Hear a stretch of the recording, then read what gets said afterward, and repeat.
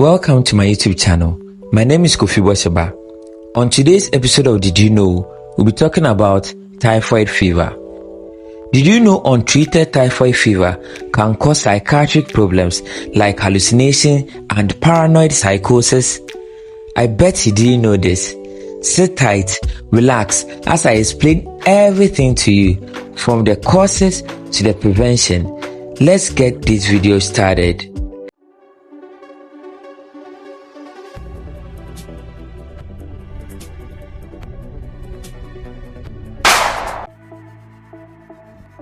Typhoid fever or enteric fever is a severe bacterial illness which occurs where sanitary conditions are poor, permitting contamination of food or water with feces.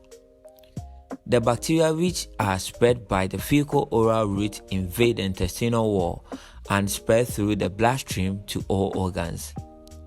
They are passed into the stool and urine of infected patients. Organisms may continue to be present in the stool of healthy carriers. That is, patients with positive stool cultures 12 months after treatment or those with long-term subclinical disease. If improperly treated, typhoid may result in complications such as intestinal perforations with peritonitis, bloody stool, acute psychosis, and severe intravascular hemolysis, leading to acute kidney injury, especially in G6PD deficiency. Public education on good personal hygiene, hand washing, and appropriate disposal of solid waste would often prevent this disease.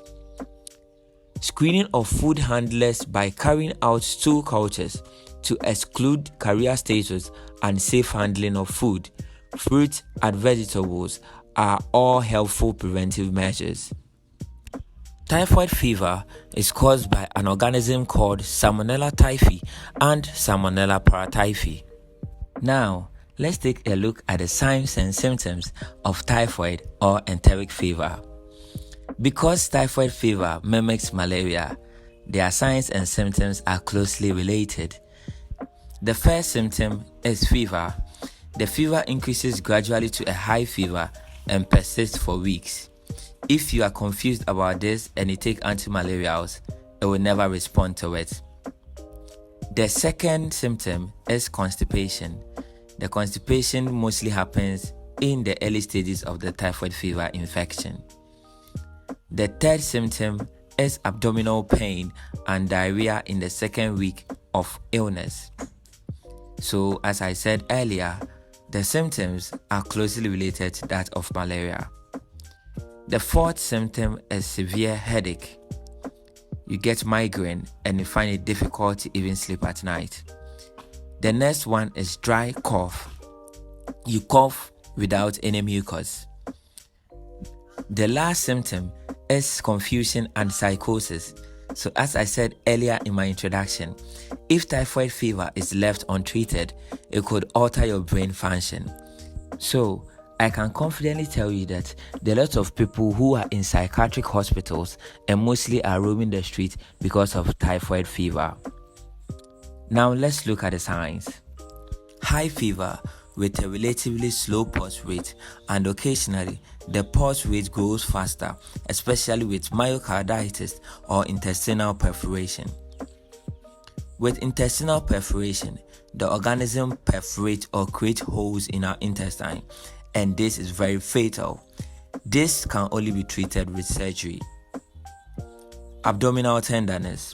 The stomach or the abdomen becomes tender to touch. Hepatosplenomegaly. There is an organ in the human body called spleen, which becomes enlarged with time if people leave their typhoid fever untreated. Now, chest infections. People with untreated typhoid fever see signs of chest infection, which mostly leads to the dry cough I mentioned in the symptoms.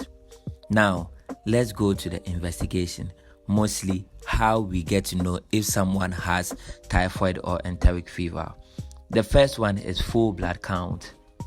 We do full blood count to look out for white cells and other parameters which could be an indicator that the person has the typhoid fever infection. The next one is RDT or blood film for malaria parasite.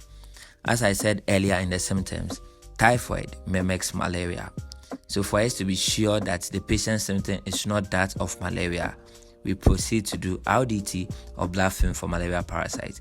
And if the report comes out negative, then we confidently say the patient has typhoid fever infection, blood culture, stool culture, and urine culture. Now, let's look at the purpose of the treatment. The first purpose is to eradicate the infection. The next one is to detect and manage complications. And the last one is to prevent transmission of infection to other people. Last but not least, the prevention. As I said earlier, typhoid fever is common in places with poor sanitation and a lack of safe drinking water. Access to safe water and adequate sanitation, hygiene among food handlers, and typhoid vaccination are all effective in preventing typhoid fever. Typhoid conjugate vaccine, consisting of the purified 6 antigen linked to a carrier protein, is given as a single injectable dose in children from 6 months of age and in adults up to 45 years or 65 years, depending on the vaccine. 2 additional vaccines have been used for many years in older children and adults at risk of typhoid, including travelers. These vaccines do not provide long-lasting immunity, requiring a repeat or a booster dose, and are not approved for children younger than 2 years old. An injectable vaccine based on the purified antigen for people aged 2 years and above, and a live attenuated oral vaccine in capsule formulating for people aged over 6 years. In conclusion, ensure food is properly cooked and still hot when served. Avoid raw milk and products made from raw milk. Drink only pasteurized or boiled milk.